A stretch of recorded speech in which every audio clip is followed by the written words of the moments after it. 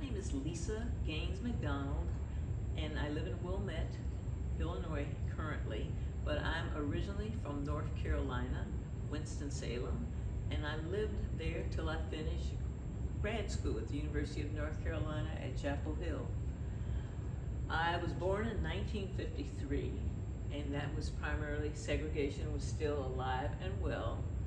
My grandparents, which is why I'm interested in this exhibit, one set was originally from West Virginia and Texas, but were living in Annapolis when I was a little girl.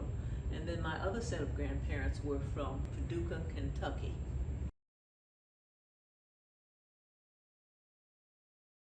What fascinates me about this exhibit is that my grandparents, Lester and Olivia Gaines, were the second owners of the Hotel Metropolitan at 724 Jackson Street in Paducah, Kentucky.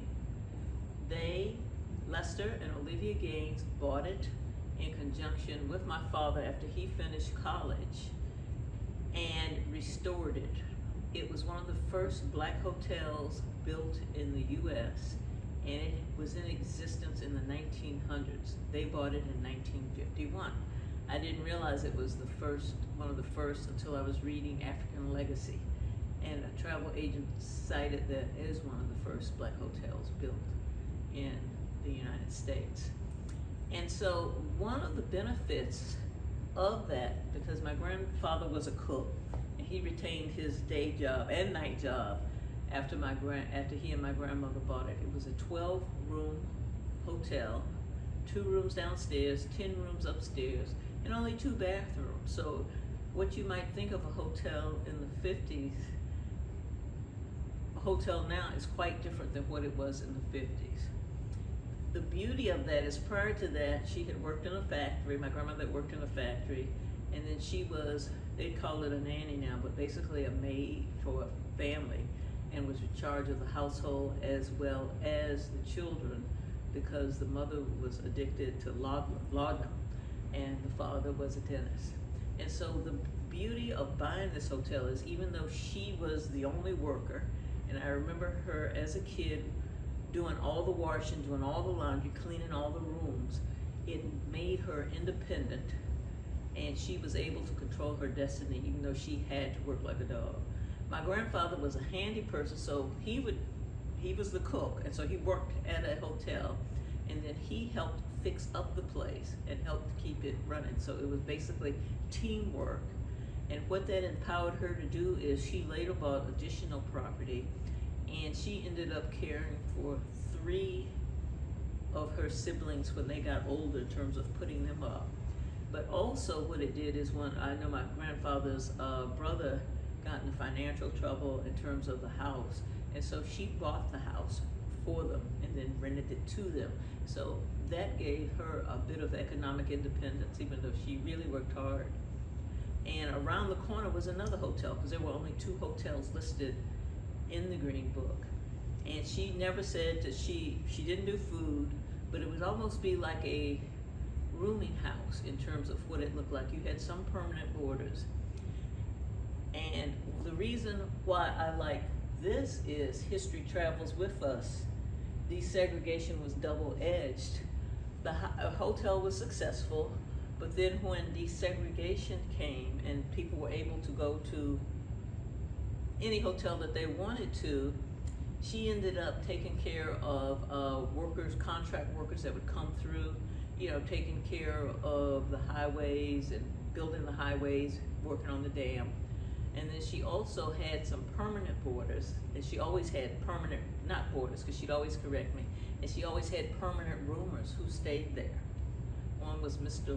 Bowles, who worked at the Black Funeral Home around the corner. I don't know the exact date, but my father got a federal grant and turned it over to this group that restored it, and it's a community center that they have programs, and I've got pictures of it, but they now have, it's the Metropolitan Hotel. Used to be 724 Jackson Street, now it's 724 Arthur Cross Boulevard is where it's at. But they restored it, and so it's a community center where they do certain activities and conduct workshops and that type of thing. They didn't restore it to its exactly how it was. But what amazed me is when I went in there, as a kid, you envisioned this big back porch where you would set up tents and my grandmother would be washing and ironing and hanging the clothes out. And then you realize how small it was, but it's, to you, it's bigger than life when you go there. And so when I went back there, I said, oh, this really was kind of small. I went back there, they did a dedication to my father probably about 5 years ago, and erected, not a statue, but it's a little monument, and named a street after him. And so I went back then and there, and 8th of August, we didn't have Juneteenth, but 8th of August is when all the people who had left Paducah, going to Michigan, going to East St. Louis, and Chicago would come back. And it was always called the 8th of August. So that would be the celebration or the homecoming when people would come. So my father would always send us there early, and we'd stay about 3 or 4 weeks. And then he would always show back up to pick us up at the 8th of August so he could commune with all his family and friends that would come back home. Well, the Green Book, I didn't realize about the Green Book till I was helping my father clean out my grandmother's place. Because you would see the Green Book, but I didn't pay any attention to it. I mean, what would I have been, 12, 13? Let's see, born in 53, ended in what, 67? They always sort of directed me. One of the things my mother would do, because she had always been in quite integrated schools since she was a kid. I remember that they had to go, when they finished in the early 50s, they would have to go to New York to work on their master's degree, and the state would pay for it because none of the schools in North Carolina, grad schools, were open to blacks. And so when you have all the New York scenes, they loved going to New York because they went to New York for 2 summers, plus my aunt lived there. So you'd go to the places in New York, like Small's Paradise, and they would hang out. And then my aunt would take me to some of the places later on because they still were hangouts in the early 70s. I know when we went to Atlanta, we would go to the black restaurant. We always went to the black restaurants when we were traveling. And as a little kid, it was 1953, when you're 10 years old, the Howard Johnson sticks in my mind because we would always stop there. And you could order whatever you wanted, and you'd see a mixed crowd, and you were treated well. But I think they knew how to navigate, so they might stop someplace in Richmond, because that would be on the way. And they knew where to stop, but I never was cognizant of it. Because, even when you went to the theater, you'd go to the balcony until desegregation, but, it would be all family, so it would be a treat to go to the theater. So if you don't know any better and you're treated with love and warmth with your family going, and you have other friends that are up there, I don't think you pay it. You're not that cognizant of it until things change. My father and mother liked to take road trips, and they had to take road trips because I don't think I took my first airplane ride. And we have a picture of us all dressed up, my brother and I, going to see my grandmother, and they put us on the plane by ourselves, and they would meet us in Nashville, Tennessee, and then my grandfather would take us to Paducah, Kentucky.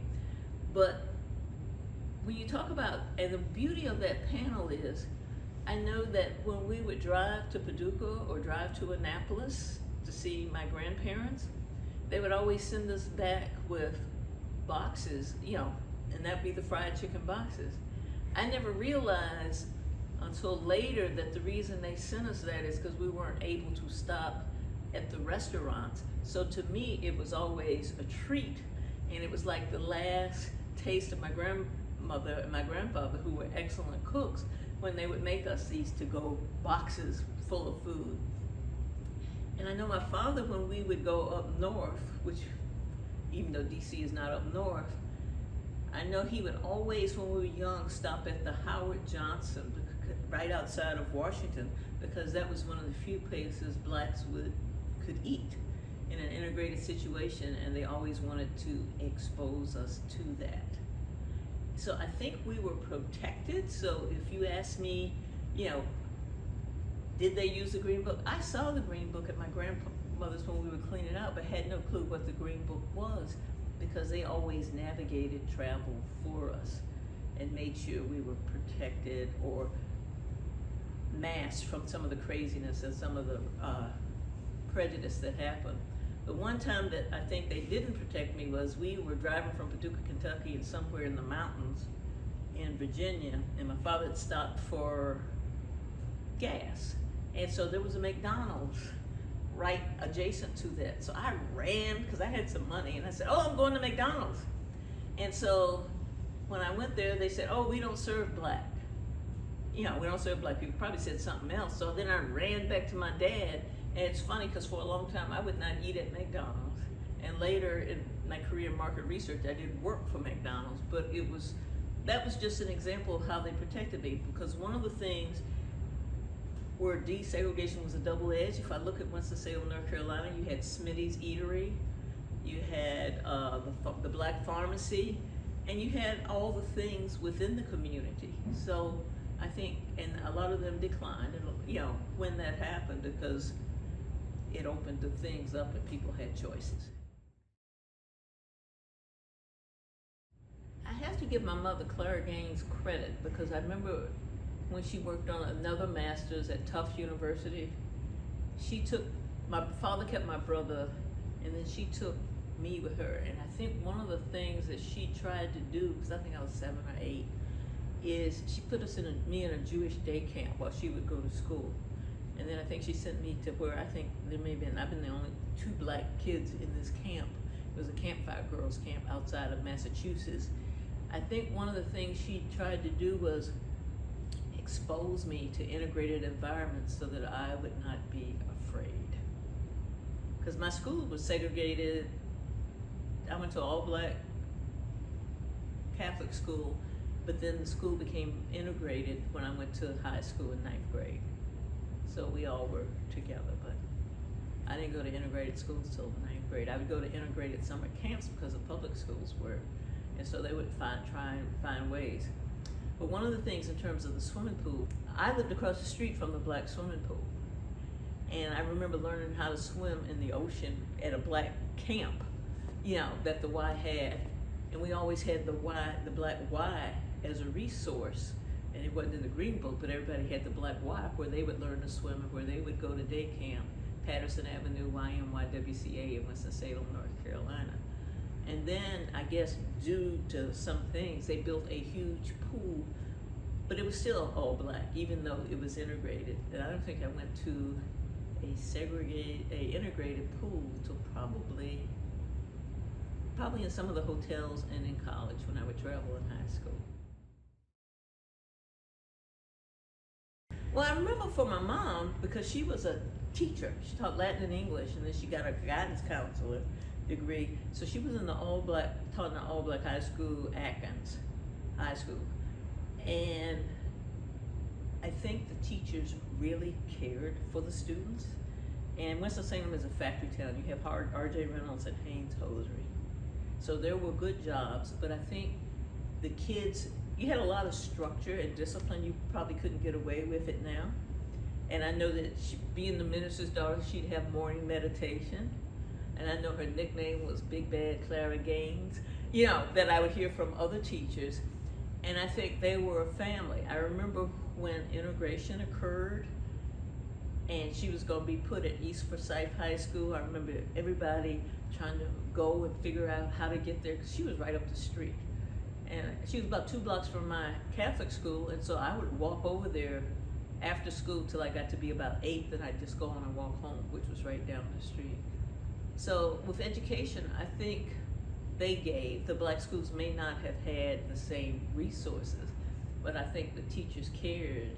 And if you look, I know some of her students, I know she was most proud of Togo West, who I think was Secretary of the Army, you know, when he would come back. But even when they still have a reunion for all the historically black high schools, even though they disbanded them and sort of broke them up. And I think when her students will have like their, reunion, they would always pick her up, and they'd bring the other teachers that were still, and so it was just like family in terms of how they treated her with respect, and how she was so happy to see them because she cared deeply about them.